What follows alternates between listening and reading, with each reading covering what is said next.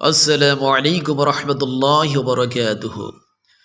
I am Ramjan, Arabic teacher of Sirat al-Mustaqim Islamic Academy, Jiltuli, Faridpur. So how are you all my students in today? I hope you are all well in today by the grace of Almighty Allah. তো আজকে আমি তোমাদের সামনে second সেমিস্টারের lesson plan 3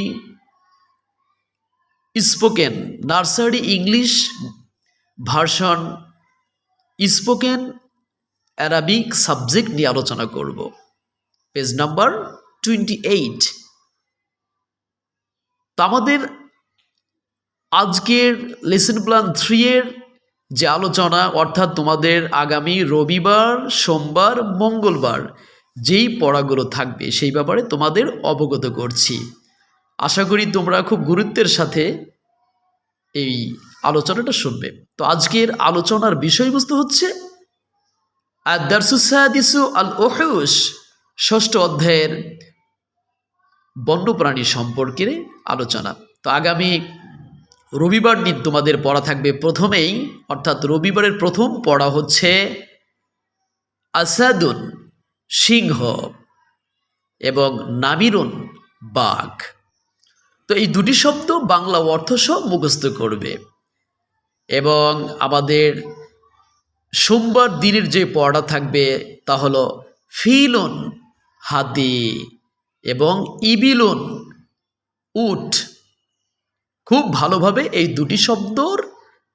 দুটি শব্দের বাংলা অর্থ সহ মুখস্থ করবে।